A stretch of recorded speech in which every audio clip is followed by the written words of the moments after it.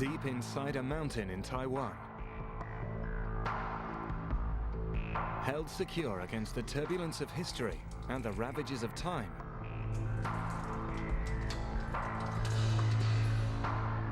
only a handful of people may enter, and never alone.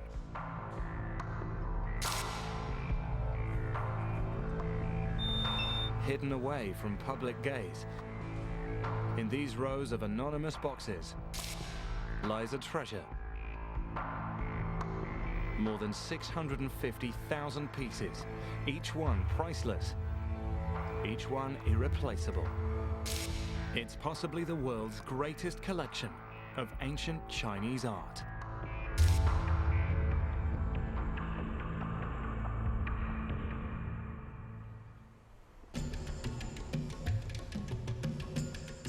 The National Palace Museum in Taiwan, one of the world's top museums.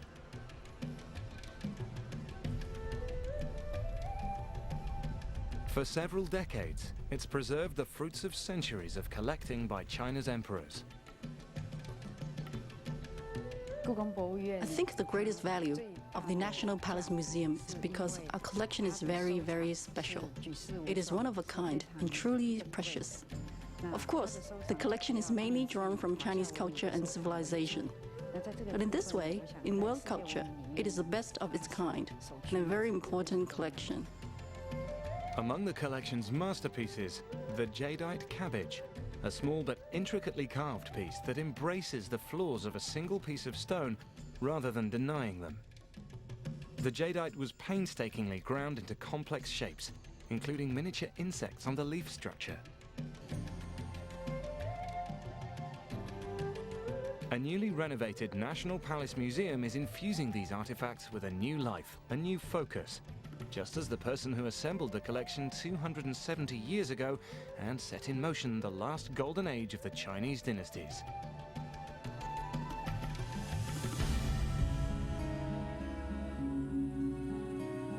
The Emperor Qianlong was a renowned warrior.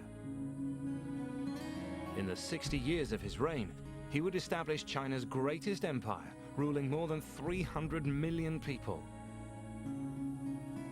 But above all, he loved art. When he became the 6th emperor of China's Qing dynasty in 1735, he became owner of a magnificent collection of treasures, handed down since the Sung dynasty over 1,000 years ago.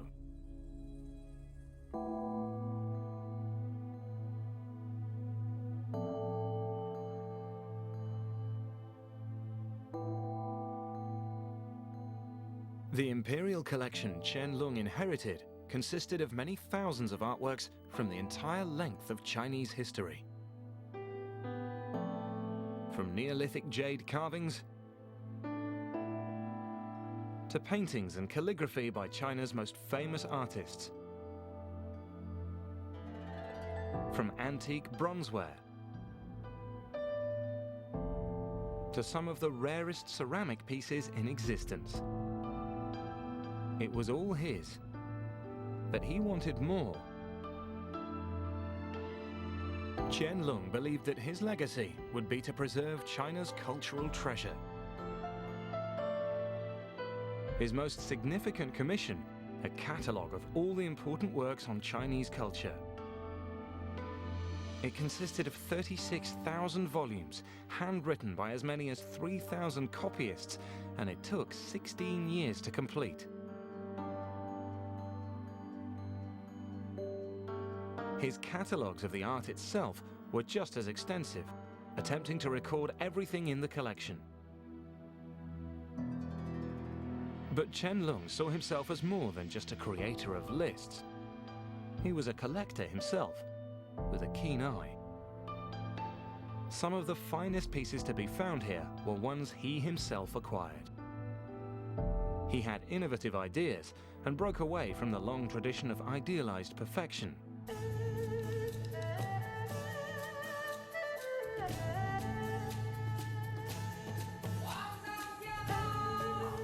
The emperor's devotion to the arts took up most of his spare time. He loved nothing more than to spend time among the artists himself. This was society fit for an emperor. Of course, respect was paid to the Son of Heaven, but here he saw himself as a first among equals. He would work together with the finest artists and calligraphers, learning, improving, and creating.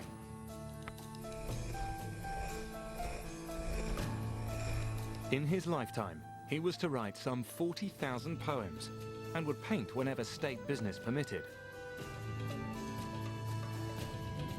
It was all part of his understanding of what Chinese art and the treasure he had inherited meant.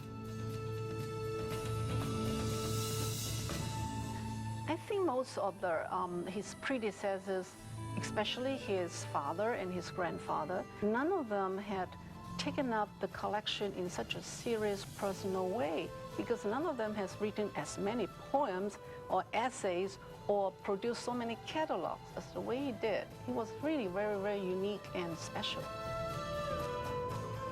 Several thousand years of art collected over the centuries, its value respected and enhanced by Qianlong. Housed in a purpose-built museum designed to display these priceless artifacts to full advantage, to this day it remains one of the world's greatest collections of any kind of art.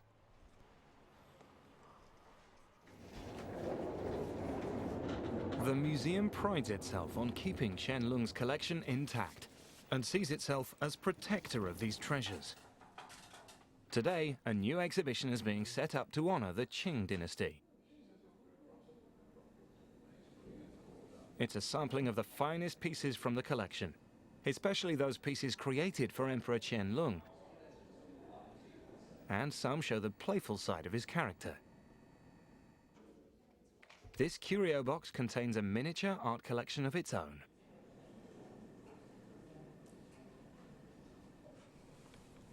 The pieces that he himself bought are treated with absolute reverence. He's almost the patron saint of this museum.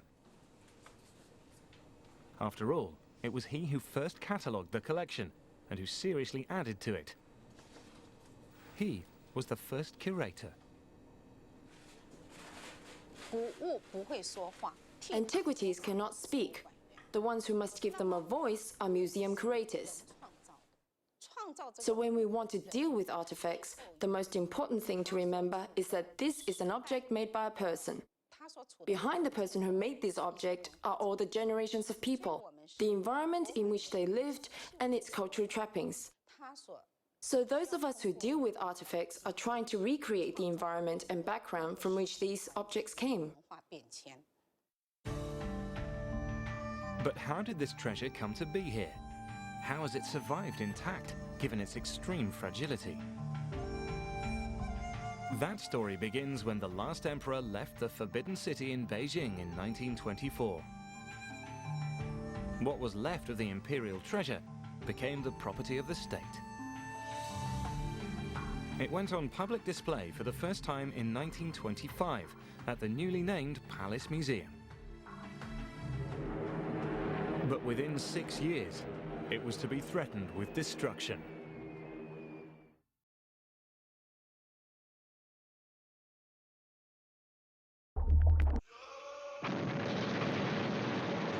In 1931, Japanese troops invaded Manchuria, causing turmoil in northern China.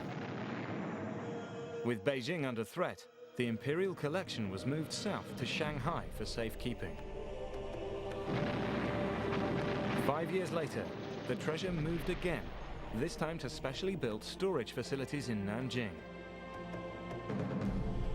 Then in 1937, Japan invaded China en masse. To protect the collection, it was split up and sent westward, the largest movement of cultural relics in history. 16,000 crates were on the move, in trucks and on trains. They were hauled along on horse carts. They floated along rivers in boats. This was an unprecedented mission to preserve Chinese culture under the constant threat of aerial bombardment. A dedicated group of treasure escorts risked their lives to protect these precious relics on an arduous 10,000-kilometer journey. 83-year-old Gao Renjun is one of the few surviving escorts from that turbulent time. We knew this treasure was very important and very valuable. That's why we were moving it from Beijing. We knew these were treasures from thousands of years of Chinese culture. The crates under Mr. Gao's care were never unpacked. They were ready to be moved whenever the threat of war got too close. We could see the planes flying back and forth. So we were nervous. When we got on the Yangtze River, we saw a huge explosion. We were very nervous.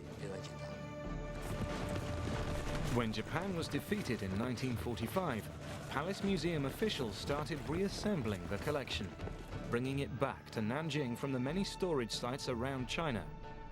All intact, all artifacts accounted for. And they were still in danger, because with one war ending, another was flaring up.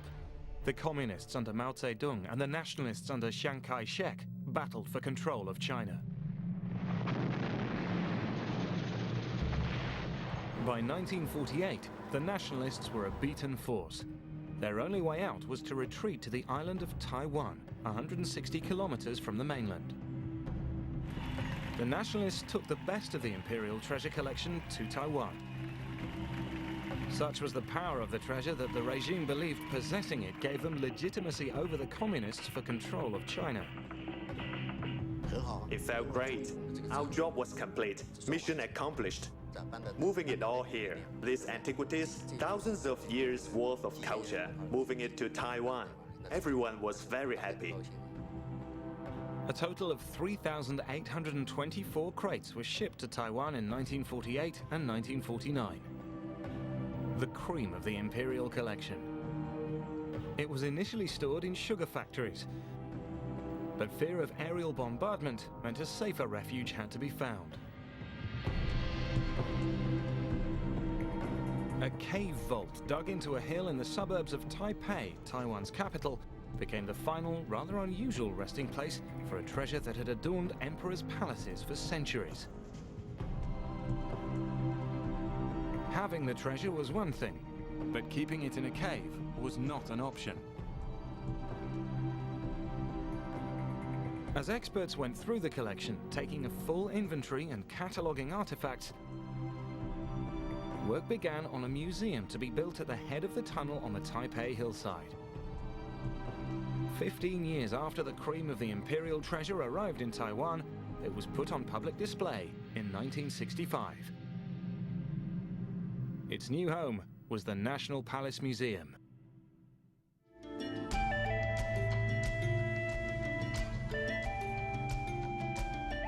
The museum resides in Taipei, capital of Taiwan, a regional economic powerhouse and a full democracy. In many ways, Taiwan regards itself as the keeper of Chinese culture. And at the heart of this lies the National Palace Museum.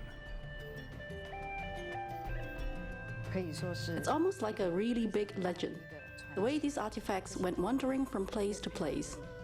However, even while this was happening, it's really extremely fortunate that these artifacts were preserved. I believe that this process is the result of a lot of people's hard work. And as far as the artifacts and World Heritage are concerned, you could even call it a sort of love. Now, after the most recent renovation, which cost $21 million and was completed in 2007, the treasure has a fitting home, and the museum is ranked among the best in the world.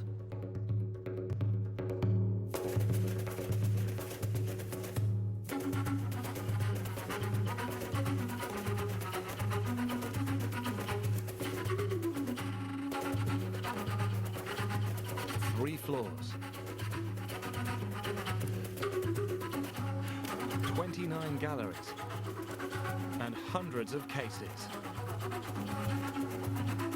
This is the National Palace Museum in Taiwan.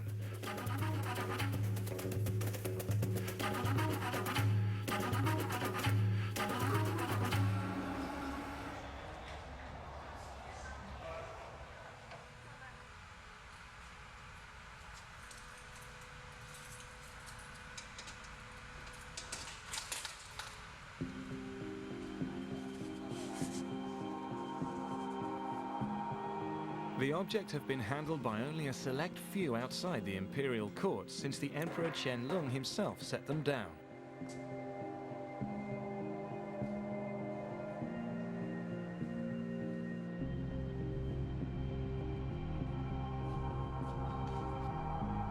Time with these objects is itself priceless and rare, so no slips can be made. There's no room for error.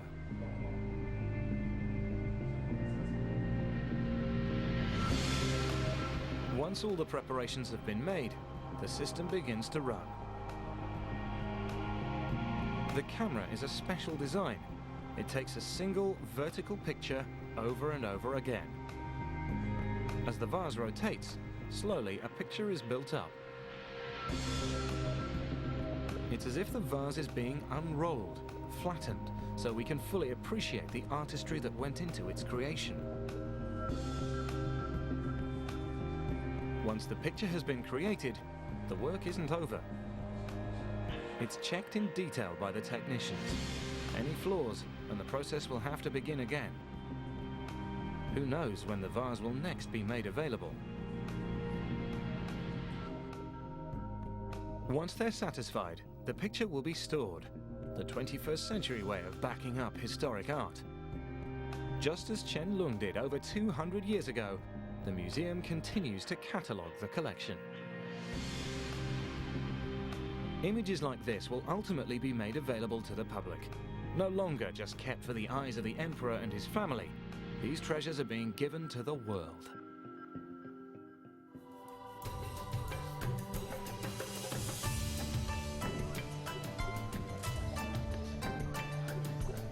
When these treasures were actually made, artistic creation required innovation. And nothing would please Emperor Qianlong more than a clever new invention, such as a vase within a vase.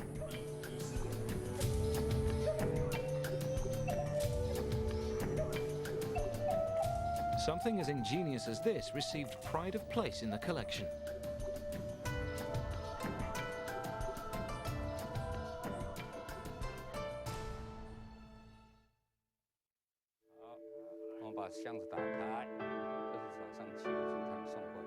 Over 200 years later, the vase retains its fascination. Other technologies are giving the museum whole new insights into many of the objects on display. With over 500,000 items in the collection, it's not always easy to know where to begin. One of the most popular items during Qianlong's period was carved from a single olive pit. The workmanship and details are hard to make out on this tiny item, even with the aid of a magnifying glass.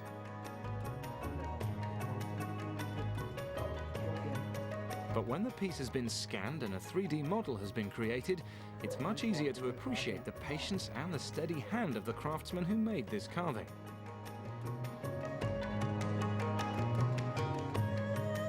It's a boat, complete with figures playing chess,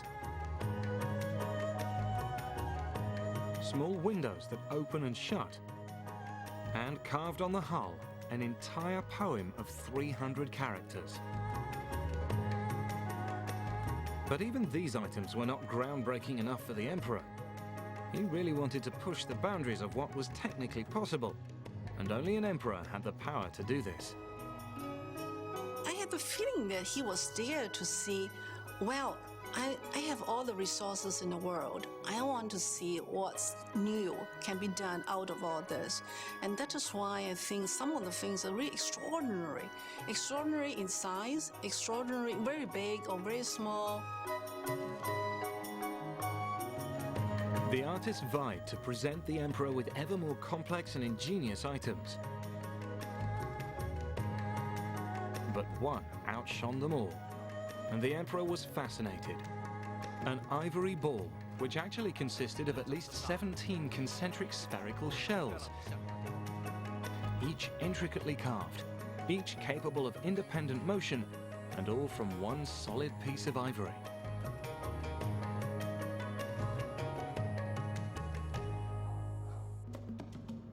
To this day, the object baffles the experts. The sphere is even more fragile than most of the emperor's collection. but it was once handed over to the scientists for investigation.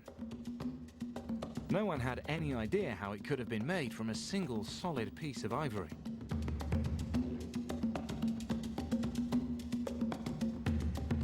An endoscope inserted delicately inside its workings begins to reveal the full complexity of this extraordinary piece and allows a 3D model to be created. But while this procedure shows us exactly what the ivory ball is, we're still a very long way from understanding how it was created centuries ago.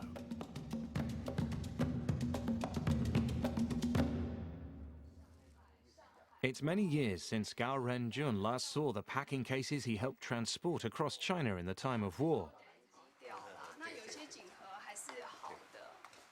The former museum worker and treasure escort has come to the tunnels where the collection was housed when he brought it to Taiwan.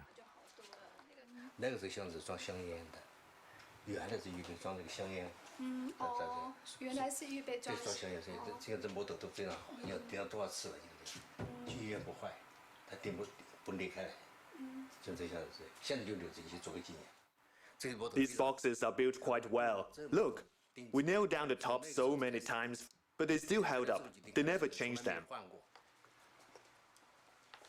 In all their long journey across China, over 17 years, fleeing from one conflict and then another, Mr. Gao takes great pride in the care he took with the boxes holding the treasure. Nothing broke. Nothing. After such a long time, after moving them so many times, none of the boxes were broken.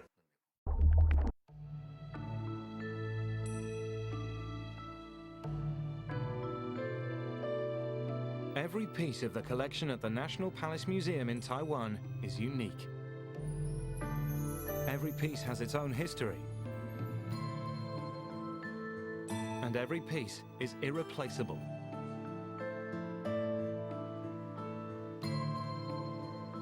The highly trained, highly skilled museum workers are fully aware of this every time they have to take one out and handle it.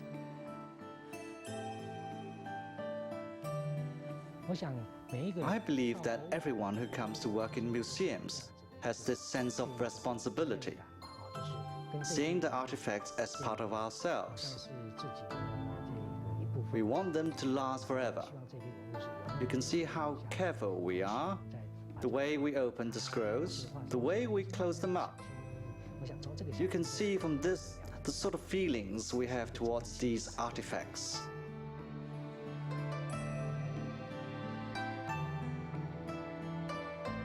Art only comes alive when it's seen, and books and scrolls thrive on being opened.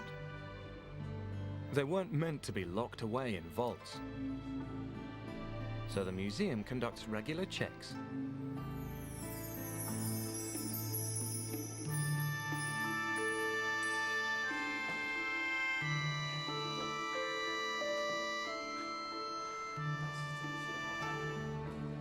As an emperor who loved the arts, Qianlong was not only entitled to make a commentary on any art he saw, he was the ultimate arbiter, and his commentary was the validation a piece of art needed to make it even more perfect, even more complete.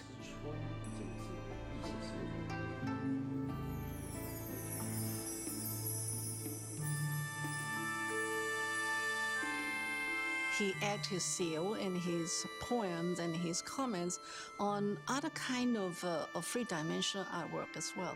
We see a lot of those on ceramics, on jade, and on ivory, and all kinds of material. But Qianlong's embellishments went further than his predecessors. As the hands-on emperor, the artist and poet, he couldn't help himself. He would actually write on and add to fine paintings and calligraphy by ancient masters.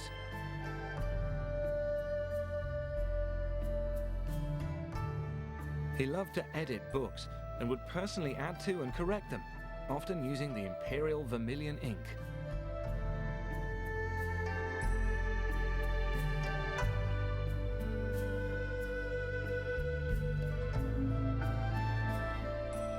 And the ultimate accolade.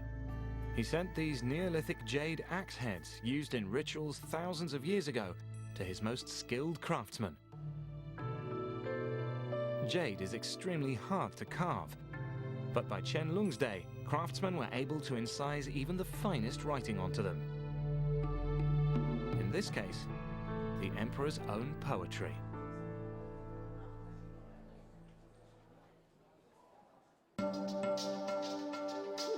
Nowadays, though, there are no emperors and every piece is sacrosanct. Ideally, for their preservation, the artifacts would be locked away, far from harm. But exhibitions have to be mounted.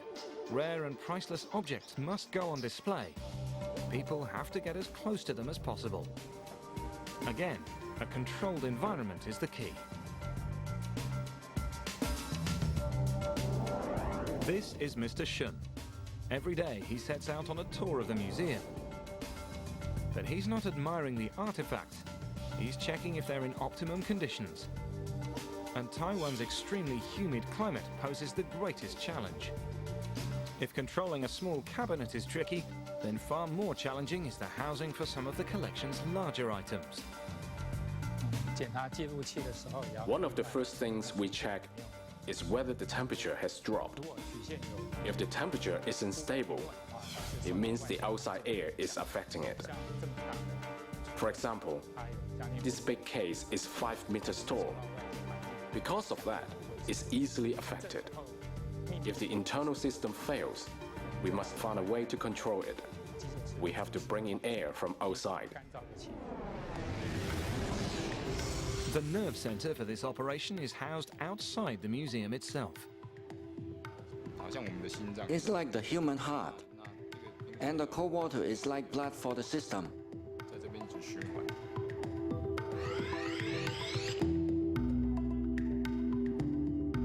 It's an astounding system where everything can be controlled within the museum. Sensors scattered throughout the building report back precise conditions to the control room in real time. Even the position of the sun as it moves across the building causes one side of the museum to be warmer than the other. A crowded gallery is significantly warmer than an empty one, thanks to body temperature. Every part of the climate is rigorously controlled. The temperature of the cooler water flowing towards the museum cabinets, the speed of the pumps that regulate the flow, the rate of the turbines in the cooling towers that cool the recycled hot water, again, controlled from floor to floor, room to room, case to case. So accurate is this system that 2 climates can be maintained in just one cabinet. An organic, humidity-loving ivory can be displayed next to hard bronzes that need dry air only.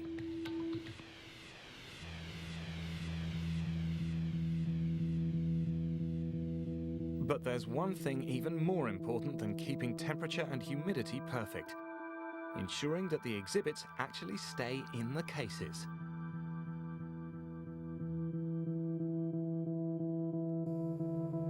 Put out priceless objects, and for some, it's just temptation on display.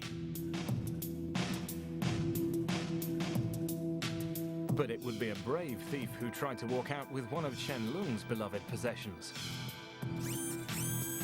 Everywhere you look, there's someone looking at you.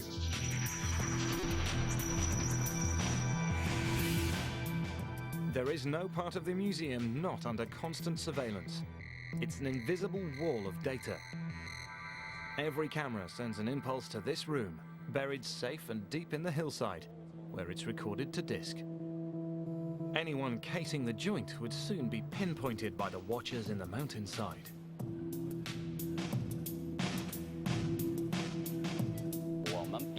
Our responsibility is to protect these artifacts and expend a certain amount of our heart's blood doing it.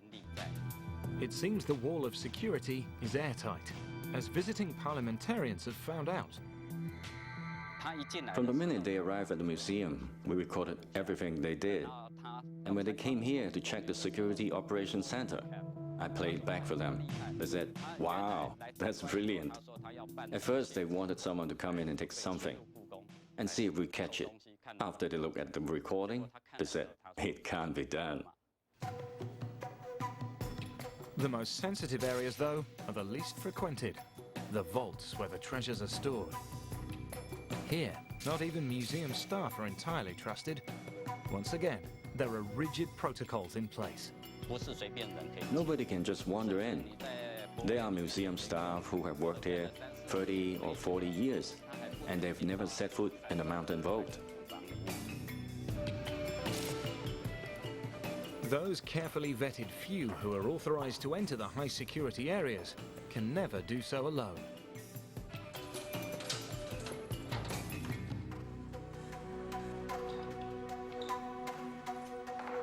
It's a system designed for maximum security.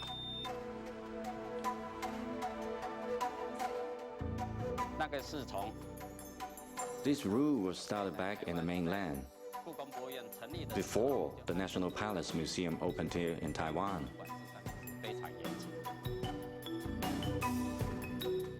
Like everyone here, the security officers feel a special connection to the imperial treasure.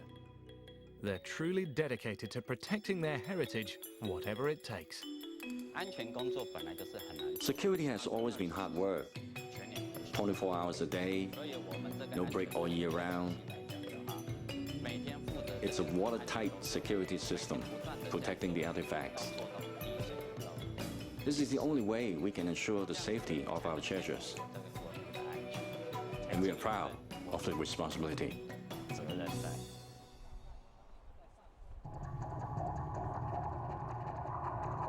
But what cannot be prevented are acts of God.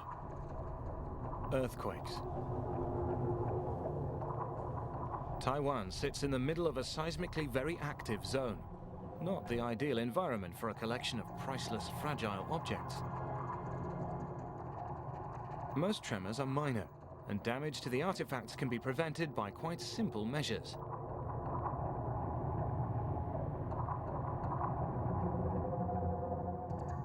Scrolls of painting and calligraphy are kept wrapped in cabinets which are themselves tethered so as not to tumble in a quake. The objects most in danger are those on display, usually the most prized items. These are also discreetly anchored with almost invisible nylon line. It's all been carefully calculated so that none of these fragile objects can move.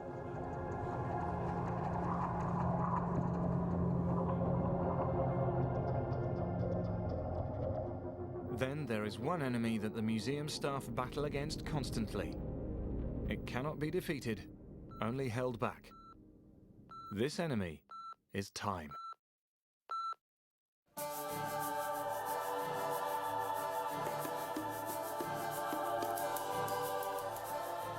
The most vulnerable items are paintings and calligraphy. Often done on silk or paper, with colors that fade when exposed to the light, they have to be treated with the utmost care. When the rarest examples of Song Dynasty paintings went on display together, the exhibition could only run for 45 days. Any longer, and irreparable damage might have been the result. The National Palace Museum has the world's greatest collection of paintings and calligraphy. Altogether, the museum has more than 10,000 pieces. A few of them are more than 1,000 years old.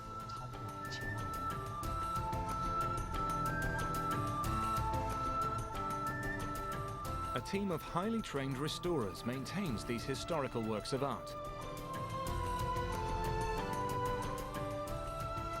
Incipient tears have to be pasted over so they don't get worse.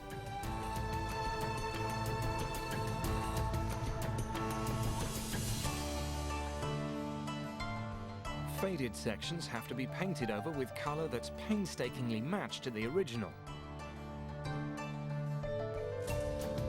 Wood covers can be attacked by worms, leaving many holes. These have to be filled with non-acidic filling, one by one.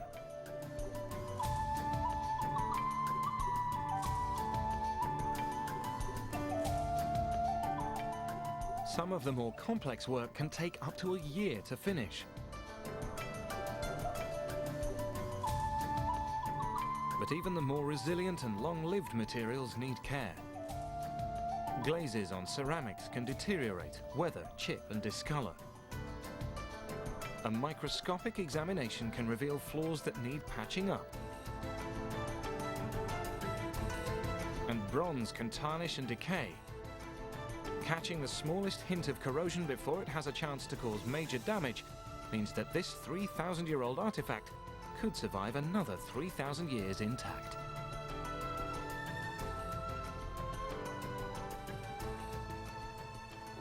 We call ourselves the Antiquities Hospital because antiquities are like people. People get old and sick, and antiquities are the same. As time goes on, they suffer from aging. They have a limited lifespan.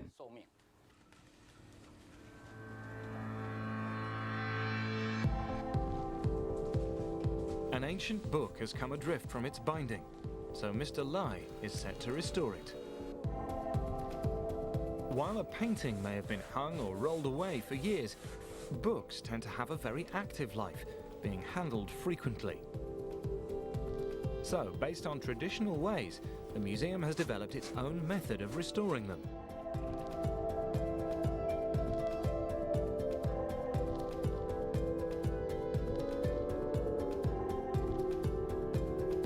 It's one which respects ancient Chinese working methods while using materials designed to preserve rather than themselves decaying. In his years at the museum, by his own reckoning, Mr. Lai has worked on over 11,000 ancient books.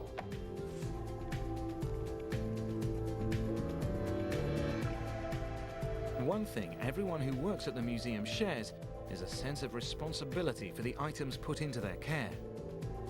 They see themselves as the stewards of a collection which lies at the very heart of Chinese culture.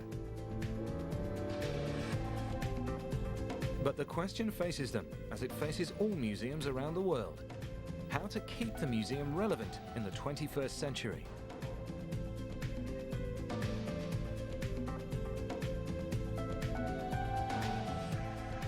The National Palace Museum is taking this bold step into the future with its new branch being built in the south of Taiwan.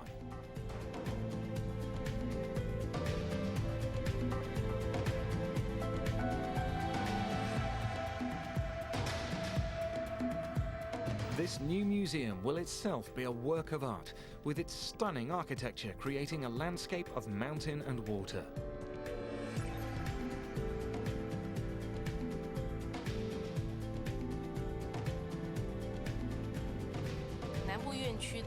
The southern branch, its collection and exhibits will mainly be drawn from the collection at the Taipei National Palace Museum.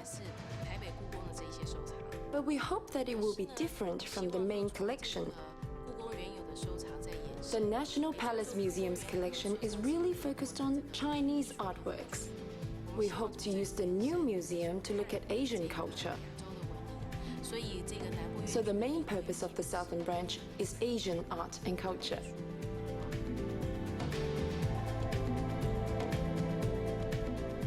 Museums are concerned with the past, but they have to embrace the future.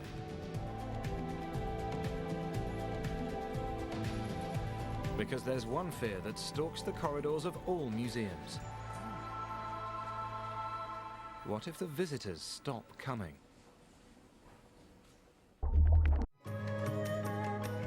China's imperial treasure belonged to just one man, the emperor, and the pieces were created for his eyes only. Now the National Palace Museum of Taiwan wants to place these artifacts into the hands of everyone, using the very latest technology. If we can apply all these information technology to make all these collection more durable, more shareable, and more far-reach, certainly that would be something a museum would like to do. Among those helping the museum achieve this is the National Taiwan University, applying its expertise in 3D imaging. We got 3 angles all together. So now we can start filming from the top. When the camera is in the position, the table starts to turn.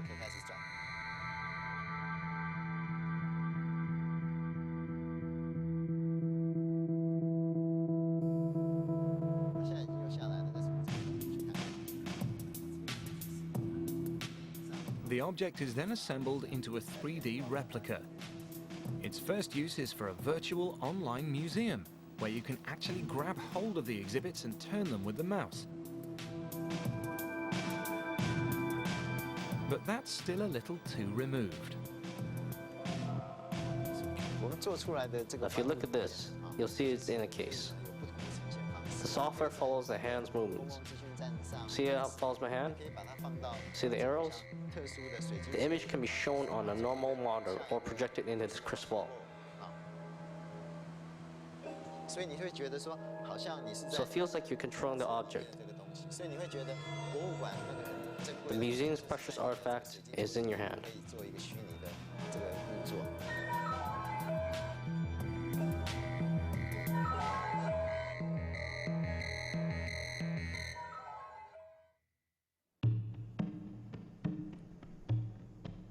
The museum has also harnessed another institution, the Industrial Technology Research Institute. Their plan is to put us inside the body of the artist. We want to bring the two worlds together, especially when we talk about the Chinese culture. We wanted to combine culture and the arts with technology to create a new world. A poem from the museum is projected onto a wall, where two volunteers can read it. Beside them, the latest wideband detectors, like personal radar systems, remotely sense the rate at which they breathe. Another computer projects the poem onto the floor. Now one person can control the speed of the calligraphy, the other controls the ink flow. The sound is just there for effect.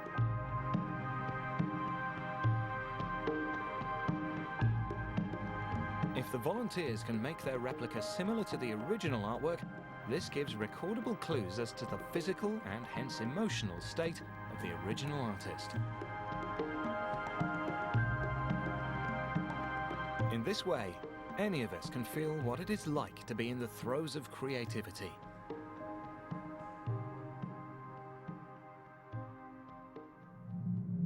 While technology can be revealing about the artifacts, there's still nothing quite like being in touching distance of the real thing.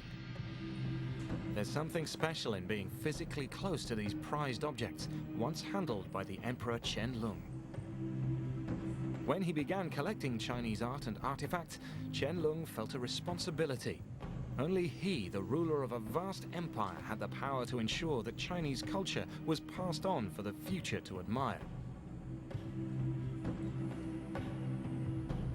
The National Palace Museum believes that it's following in Qianlong's footsteps by adopting technology and innovation to broaden the appeal of the collection. It's moving from simply being a guardian of cultural tradition and passive exhibition space to a new global culture, where advanced technology is being used to take this treasure to a world audience, where ideas and creativity are encouraged to find new and different ways to share it with the world, where the old becomes new. Research into artifacts is like a person's beating heart. Without a heart, the person wouldn't survive. Without a soul, they can live, but their life won't be wonderful. But how can we make the artifacts more wonderful? That's the soul of our museum. The museum has room for only a small part of the collection. With constant new exhibits and swapping round the famous pieces, even then, at this rate, it would take a dozen years to show the Emperor's collection as a whole. On each return, the visitor can find a new treasure, something unexpected, or maybe an old friend not shown for years. Thanks to Qianlong's ambition, the sheer scale of the collection means that the museum will still draw in the public for years to come.